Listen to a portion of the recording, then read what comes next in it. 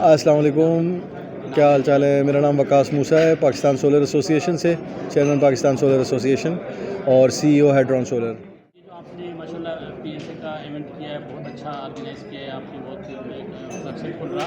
थोड़ा सा इस हवाले से बताइए इवेंट के हवाले से, ये फर्स्ट टाइम। जी, पाकिस्तान सोलर एसोसिएशन का ये कराची का पहला बड़ा इवेंट था। वैसे इससे पहले छोटे इवेंट्स होते रहे हैं, लेकिन कराची का ये पहला बड़ा इवेंट था और माशाल्लाह कराची की सोलर इंडस्ट्री की तरफ से बहुत ज़बरदस्त रिस्पांस आया है। तो हमें एक बड़ी खुशी हुई है कि पाकिस्तान सोलर एसोसिएशन जो है इस वक्त अक्रॉस पाकिस्तान, यानी हर तरफ ऊपर से नॉर्थ से लेके साउथ की तरफ जो है उसका एक इंडस्ट्री में जोश है और जज्बा है, और लोग जो है वो चाहते हैं कि इंडस्ट्री को साथ सपोर्ट करें। तो अल्हम्दुलिल्लाह बड़ा अच्छा इवेंट रहा है, लोगों ने काफ़ी सपोर्ट किया है। जो सोलर की जो सूरत हाल है, जो सिचुएशन जा रही है, मार्केट बड़ी तेज़ी से ऊपर की तरफ जा रही है, तो उस हवाले से क्या कहना चाहेंगे। मार्केट में एकदम से ये एक ट्रेंड है, हर जनवरी में इस तरह से होता है, या कि कुछ सूरत हाल कुछ ऐसी है कि कुछ कहते हैं कि मटेरियल की प्राइस बहुत बढ़ गई है, तो हाँ, इस हवाले से ज़रा। इस वक्त जो सिचुएशन है ना कि बहुत सारे रॉ मटेरियल्स की प्राइसेस बढ़ रही हैं। चाइना में कुछ प्रेशर का ट्रेंड है कि कंपनीज़ जो हैं वो अंडर प्रेशर थी, लॉसेस फेस कर रही थी, तो उन्होंने कुछ प्राइसेस बढ़ाई हैं। और क्योंकि कमोडिटीज़ की प्राइस इंक्रीज़ हुई है, ख़ासकर आपने देखा होगा अखबारों में, गोल्ड की प्राइस बहुत बढ़ गई है, सिल्वर की प्राइस बहुत बढ़ गई है, कॉपर की प्राइस बढ़ गई है। तो सोलर पैनल की मैन्युफैक्चरिंग में सिल्वर काफ़ी ज़्यादा इस्तेमाल होता है और सिल्वर की प्राइस तकरीबन डबल हो गई है पिछले एक साल में।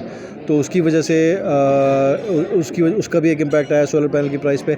ओवरऑल तकरीबन मैं कह सकता हूँ कि 8 से 10% या मैक्सिमम 15% जो है ना इम्पैक्ट आया है प्राइसेस का।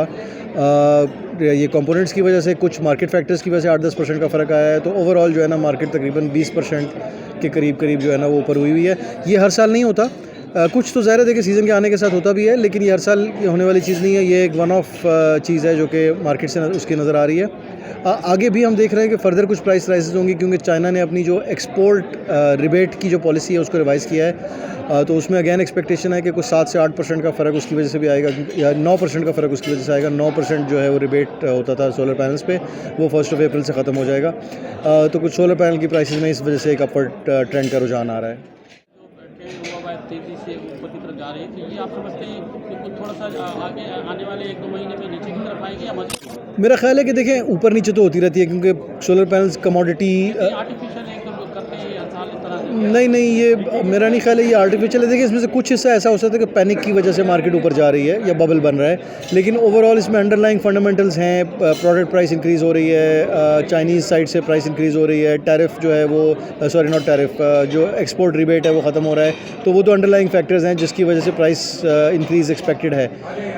इसमें यह है कि कभी कभी मार्केट में तो कुछ प्राइस ज़्यादा बढ़ जाती है, फिर थोड़ी कम होती है। ओवरऑल ट्रेंड ऊपर का होगा, लेकिन उतार चढ़ाव आते रहेंगे, जैसे कि किसी भी मार्केट में। जैसे स्टॉक मार्केट है, ऊपर जा रही होती है, लेकिन बीच में ऊपर नीचे थोड़ा होता रहता है। बड़ी तेज़ी के साथ पूरी दुनिया में मकबूल हो रहा है और बहुत तेज़ी से इसको लोग अडॉप्ट कर रहे हैं। पाकिस्तान में भी बहुत इसकी डिमांड हो गई है। तो उस हवाले से आगे फ्यूचर में आप क्या देख रहे हैं कि ये जो डिस्कोज जो है इनका किरदार ख़त्म हो जाएगा, रोल ख़त्म हो जाएगा, क्योंकि अगर कुछ गवर्नमेंट ने कुछ डिस्कोज को प्राइवेटाइज करने के लिए कहा है, जिस तरह से किया कि फिर प्राइवेटाइज है, तो इस तरह से आप क्या समझते हैं क्या रोल रहेगा इनका, या ये बिल्कुल वाइंड अप हो जाएगा इनका काम? सब देखिए बेसिकली बिल्कुल ये आ रहा है कि लोग हाइब्रिड सिस्टम्स पे जा रहे हैं, और लोग जो है वो सोलर और बैटरी खासकर जब मिला के जो है ना वो ग्रिड को खैराबाद कह रहे हैं। लेकिन मेरा नहीं ख्याल है कि ग्रिड ख़त्म हो जाएगा, क्योंकि बहुत सारी ऐसी रिक्वायरमेंट्स हैं जिसमें ग्रिड की ज़रूरत रहती है। ग्रिड को लेकिन फिर भी अपना बिज़नेस मॉडल देखने की ज़रूरत है, अपने बिज़नेस मॉडल को रिवाइज़ करने की ज़रूरत है। देखिए दुनिया चेंज होती रहती है। एक ज़माने में टेलीफोन का ज़माना था, फिर टेलीफोन के बाद मोबाइल फ़ोन्स आए, फिर मोबाइल फ़ोन के बाद इंटरनेट फ़ोन्स आ गए, और अब इंटरनेट पे बहुत सारी कॉलें होती हैं, किस तरह से होता है। तो हर कुछ अरसे के बाद जो है वो चीज़ें चेंज होती हैं। इस वक्त हम एक रेवोल्यूशन पे खड़े हैं। पाकिस्तान में अल्हम्दुलिल्लाह कि हम लोगों ने काफ़ी फ़ायदा उठाया है सोलर का, और एज़ अ कंट्री हम लोगों ने बहुत ज़्यादा सोलर इंस्टॉल किया है, लोगों ने इन्वेस्ट किया है, और इसका हमें फ़ायदा उठाते रहना चाहिए।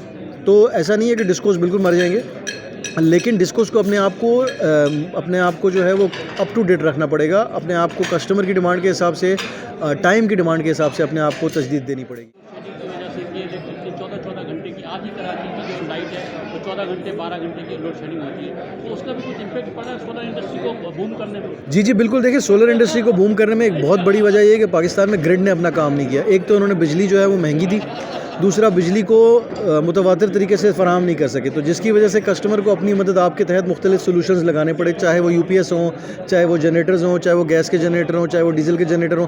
हर बंदे ने, चाहे वो घर वाला है, चाहे वो फैक्ट्री वाला है, उसको अपना इंतज़ाम करना पड़ा है। तो जब सोलर आया तो यही लोग जो पहले किसी और तरीके से इंतज़ाम कर रहे थे, उन्होंने सोलर को एक बेहतर मुतबादिल के तौर पर चूज़ किया। तो इस चीज़ को अगर देखते हैं तो डेफिनेटली इसका एक बहुत बड़ा फैक्टर यही रहा है कि क्योंकि हमारी ग्रिड अवेलेबल नहीं थी अच्छी तरह से और उसमें एक्सपेंसिव भी था। आज भी जिस तरह से आपने फरमाया कि कराची में तकरीबन 13-14 घंटे की लोड शेडिंग हो रही है, तो क्यों हो रही है? जबकि एक तरफ आप कह रहे हैं कि सोलर की वजह से बिजली ज़्यादा है और कैपेसिटी चार्जेस दे रहे हैं, तो भाई लोड शेडिंग क्यों कर रहे हो? जब बिजली के चार्जेस ज़्यादा हैं और कैपेसिटी चार्जेस दे रहे हो, ऐसे टाइम पे तो चाहिए ज़्यादा से ज़्यादा सप्लाई करो। मसला ये है कि रिकवरी नहीं करी जा सकती। रिकवरी नहीं हो रही तो उसका मतलब ये है कि लोड शेडिंग, जो मेहनत का काम है वो करें, आसान शॉर्टकट्स ना ढूंढें। तमाम चीज़ों में हम बच्चों को भी यही कहते हैं, बड़ों को भी यही कहते हैं, जो हमारे पास एम्प्लॉइज़ आते हैं उनको भी यही कहते हैं कि मेहनत से काम करें, दिल लगा के काम करें, मुश्किल चीज़ों को करें। इंशाल्लाह अल्लाह ताला आपको रिज़ल्ट अच्छा देगा। तो आप दिल लगा के काम करें, डिफ़ॉल्टर्स को पकड़ें, मेंटेनेंस अपग्रेड्स करें और जो बेसिक्स हैं उसको काम करें। आपके कस्टमर क्यों नहीं आपसे बिजली खरीदेंगे? ग्रास मीटरिंग और नेट मीटरिंग के हवाले से गवर्नमेंट की पॉलिसी जो है वो चेंज होती रहती है, ग्रास मीटरिंग करती है और उन्होंने कहा कि EMI मीटर लगाएं, उसकी 1 लाख रुपये फीस है। लोग बड़े डिसहार्ट है इससे, तो उस हवाले से क्या देखते हैं? कुछ लोग डिसहार्ट हुए हैं सोलर की, जिन्होंने इन्वेस्टमेंट की थी। देखिए, ये तो अब गवर्नमेंट ऑफ पाकिस्तान का एक मसला है कि वो आज एक पॉलिसी बनाते हैं और कल दूसरी पॉलिसी बनाते हैं और फिर जो है पॉलिसी बनाते हैं और अगले दिन सुबह फिर नई पॉलिसी इंप्लीमेंट, कंसिस्टेंसी नहीं है। तो ये तो एक पाकिस्तान का मसला है। मेरे ख्याल है पाकिस्तानी अवाम भी इससे यूज्ड टू हैं।